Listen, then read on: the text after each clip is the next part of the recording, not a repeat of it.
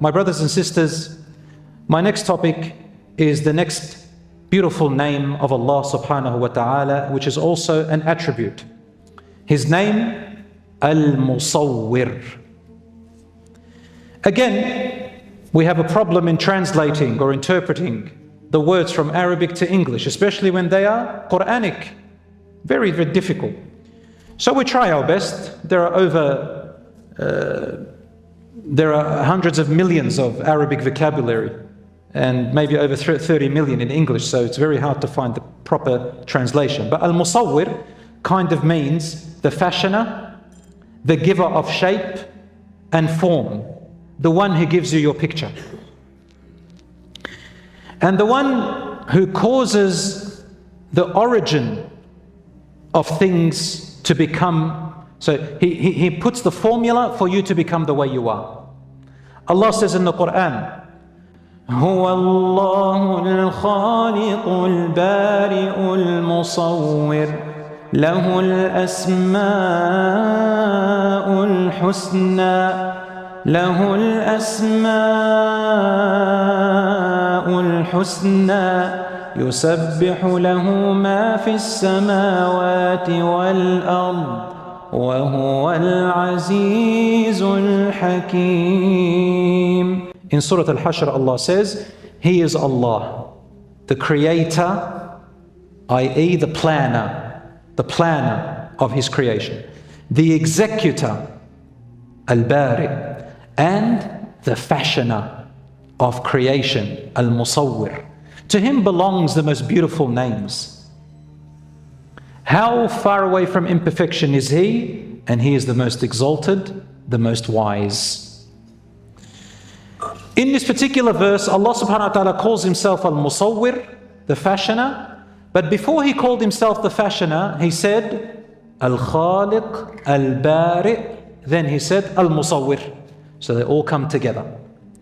That means for Allah to fashion something, it goes through 3 stages, always. First, Allah creates. Now, when we say create, we generally mean something that is made. But here, in this context, Al-Khaliq means the one who plans what he is going to create. So He sets the background laws and the plan and the pre-measurements in place for this creation to come about. An example is like a builder. Before they build the building, they go to the architect, and the architect plans how the building is going to be built. They go and check what it needs, type of soil it needs, based on how the house is going to be built, and everything else. If you're going to have a project, you go to an urban planner. Everything gets drafted and written and drawn and scaled, and all the materials that are needed are planned and put in place. Then you take that instruction, you have created a plan. Now you have to execute it. To execute the plan, you bring all the material and you start to put the material physically based on the formula and the plan that was created. That's called Bari', meaning bring to existence. Bring to existence.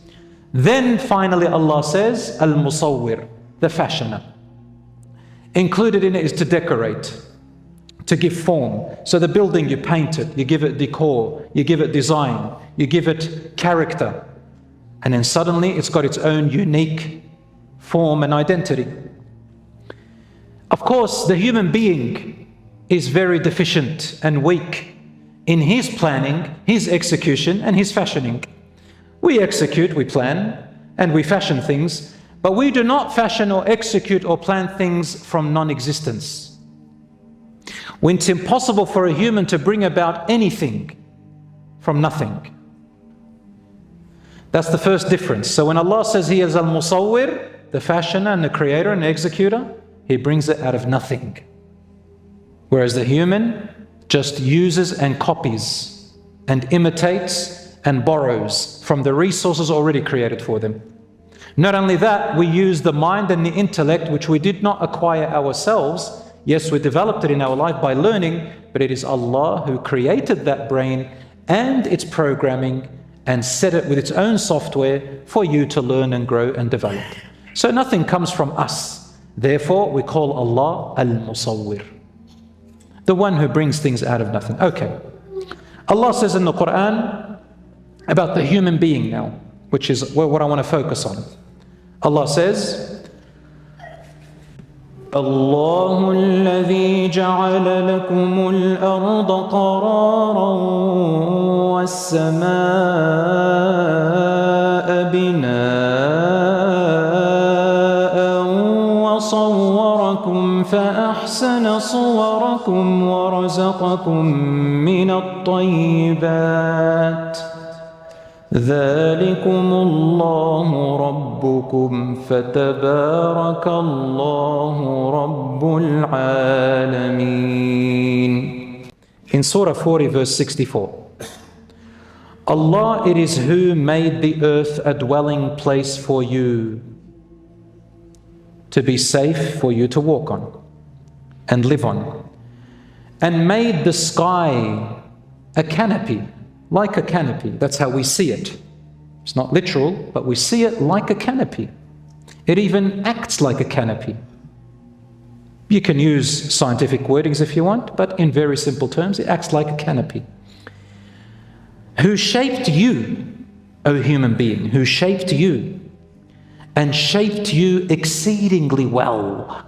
He made you beautiful. فَأَحْسَنَ صُوَرَكُمْ doesn't mean beautiful, I just added that, that's what we say. But Allah is very precise. He doesn't say He made you beautiful, He said something better than that. He said He made you exceedingly well. Your form, the way you stand, the way you are, made your form exceedingly well. And gave you good things as sustenance.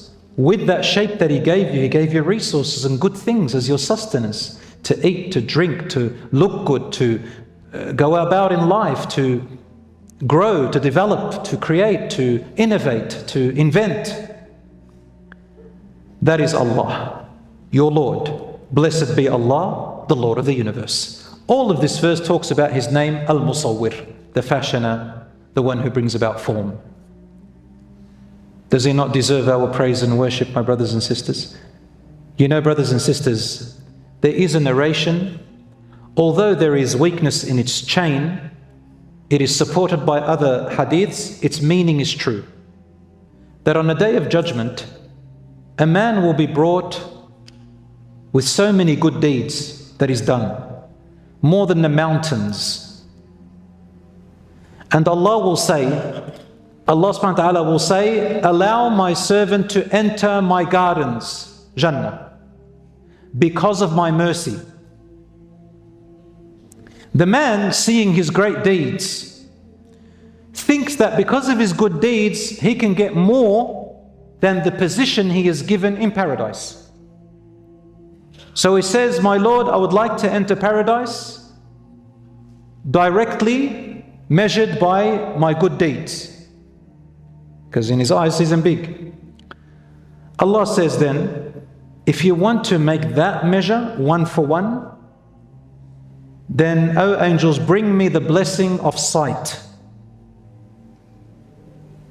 I mean, you couldn't have done these good deeds without the sight. So I gave you resources for it anyway. They put the blessing of sight on the scale, and it was heavier in value than all his good deeds. Why?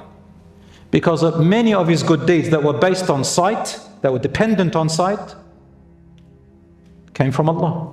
So he says, well, my servant has no more good deeds left, his scale has failed, put him to hellfire. So then he says, my Lord, with your mercy. He says, put my servant into paradise. You might say, well, why mercy? Then what's the point of working? That's Allah's mercy in itself. The mercy of Allah and His generosity and goodness and kindness is that He rewards people for the little they do, thousands and millions multiplied than what they deserve. That is Allah's mercy. Did you not hear our Prophet Muhammad or Allah say in the Quran, whoever does one good deed will be given multiples, 10 by default, up to 70, up to 700. And whoever does one bad deed, Allah will give you only one sin, just like it, equal to it. The Prophet, peace be upon him, said, whoever has a thought and then it turns into an intention of doing something good and then changes their mind, they will still be given one good deed for intending. If they do it, they'll be given up to 700 folds. But if they intend to do something bad and they do it, they'll get one sin for each action of sin.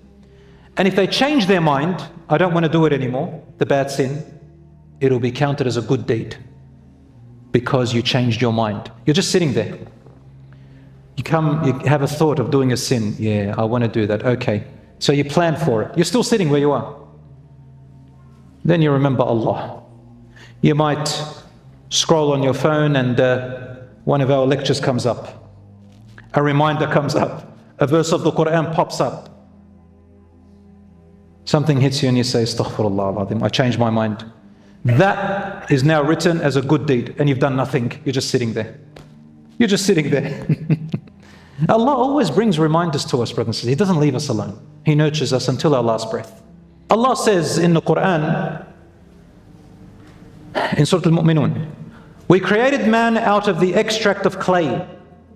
Then we made him into a drop of life germ. Then we placed the life germ in a safe depository, meaning in the womb of the mother. Then we made this drop into a clot, like a congealed blood, a clot of blood. Then that looks like that. It's not actually a blood clot, but it looks like that. Then we made the clot into a lump. Then we made the lump into bones. Then we clothed the bones with flesh, and then we caused it to grow into another creation. Thus, most blessed is Allah, the best of all those that create. This is also one of the names, Al-Musawwir. Now I want to, since my science background, I can't just pass certain things, I want to just share them with you.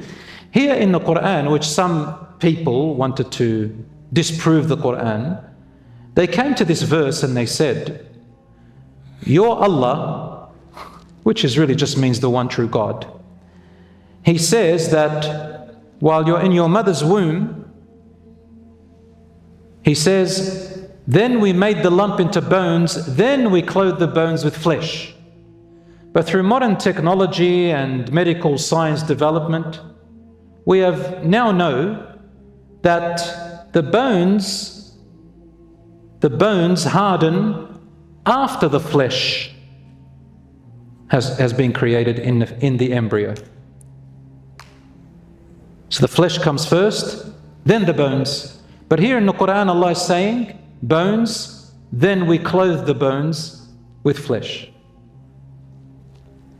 So this is long time ago, I did research in this and looked into it and found that, in very simple terms, bones and flesh occur concurrently, simultaneously.